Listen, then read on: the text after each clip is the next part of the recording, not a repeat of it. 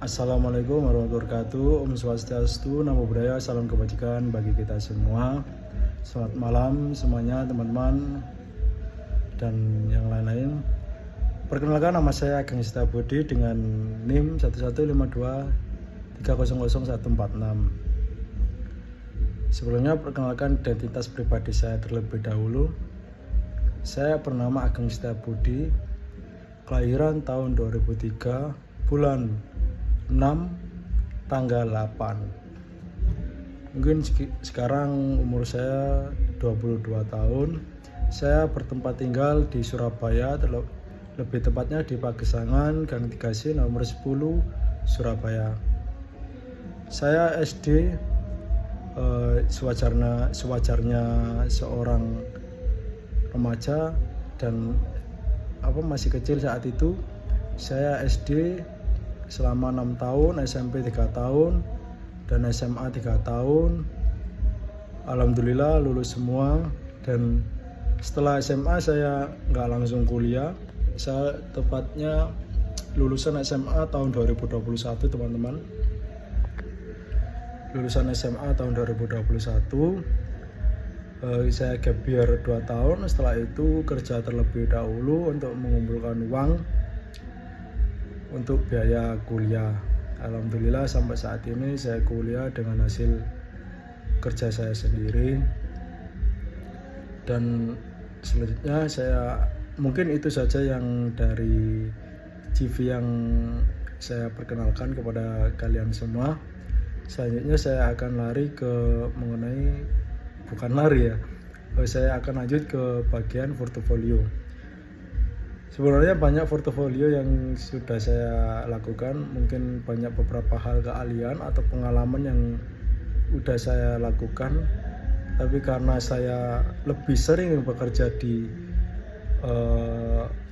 belakang layar, atau tidak semua hal atau pengalaman itu saya edukasi di terekam atau foto.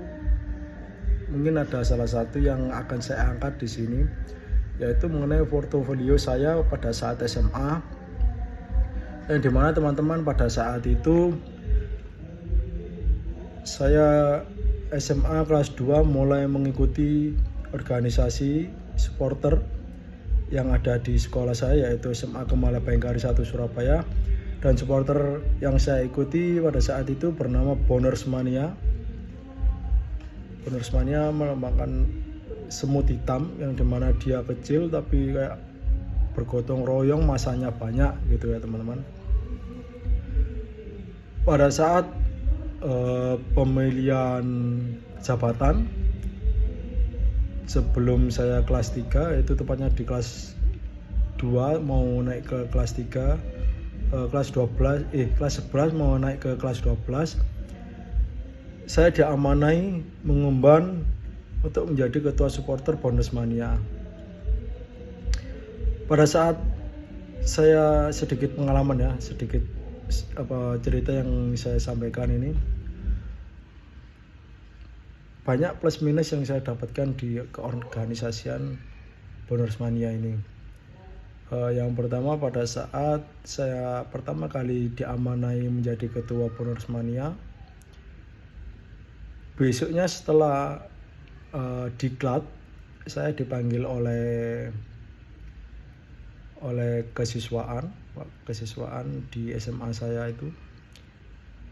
Saya ditanyai mengenai ada salah satu dari anggota kita yang orang tuanya itu melapor, kan ada kegiatan apa ini kok sampai tengah malam pulangnya. Sebenarnya disclaimer teman-teman, ini organisasi sebenarnya udah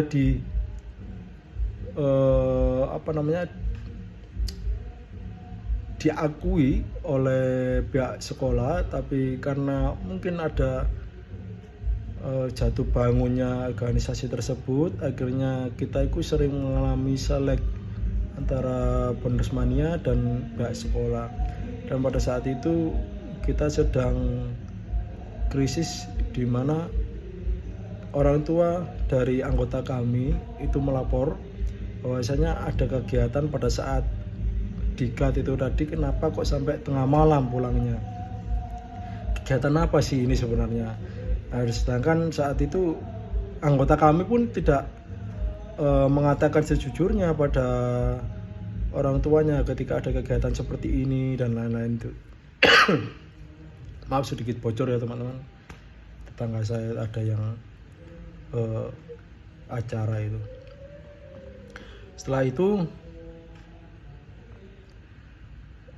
Setelah kita lanjut, setelah saya menjabat pertama kali, akhirnya saya dipanggil sama kesiswaan, kita didudukkan dan saya bertemu dengan ketua saya angkatan kelas 12 itu untuk diskusi kenapa ini sampai terjadi. Dan kalimat yang saya ingat sampai saat ini, ketika ada problem lagi, jangan berharap kegiatan keorganisasian bonus mania ini akan didukung lagi oleh pihak sekolah dan bisa-bisa dibubarkan. Kita sebagai orang yang berorganisasi di dalam organisasi ini, bagaimana caranya menjaga supaya ini jangan sampai bubar. Itu kayak seperti mengenang tanggung jawab yang besar gitu teman-teman. Ketika saya diamanahi, ketika baru sehari menjabat kan seperti itu. Lanjut pada saat kan udah mulai kita paham ya dengan sistem dari organisasi seperti apa, terus sistem dari pihak sekolah kemauannya seperti apa, kita udah ikutin, semua berjalan lancar sampai akhirnya udah seperti biasa, seperti tiap tahun pada umumnya kalau ada event, ada apa itu kita ikut. Dan saat itu satu hal kejadian yang saya ingat itu pada saat ada event di daerah Universitas Ubaya.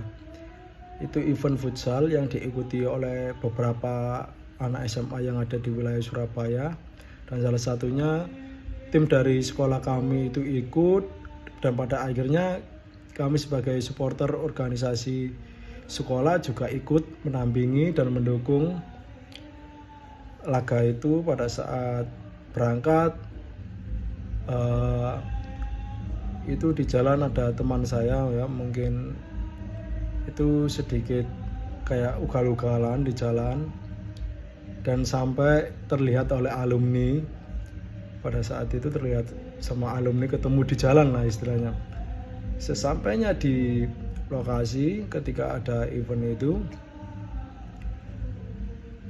awal ketika ada match itu pasti ada yang namanya briefing. Kita briefing dulu apa aja, ketika ada kendala tadi di jalan ada apa enggak, terus kita nanti kita akan menyanyikan lagu apa dan gimana caranya agar kita tidak selek dengan supporter lain di dalam tempat event itu tadi. Kita udah koordinasi, jadi perencanaannya kita harus koordinasi briefing terlebih dahulu itu dengan teman-teman. Setelah itu kita lanjut, ketika saat itu saya dipilih untuk menjadi orang yang disuruh maju untuk memimpin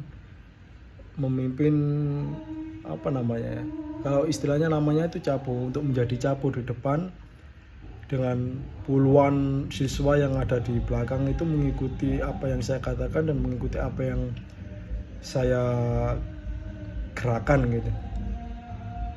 Dan itu menjadi salah satu momen yang mungkin saat itu SMA sing paling dicari-cari sama semua siswa itu, mungkin jadi capo, udah di depan dilihat banyak orang ya kan. Setelah itu kayak pada saat sekolah mungkin saat menjadi siswa itu menjadi suatu hal yang besar gitu, bisa di depan banyak orang memimpin gerakan, memimpin nyanyian. Mungkin itu salah satu pengalaman yang atau portofolio yang menjadi salah satu yang bisa saya ceritakan di sini. Mungkin itu saja teman-teman.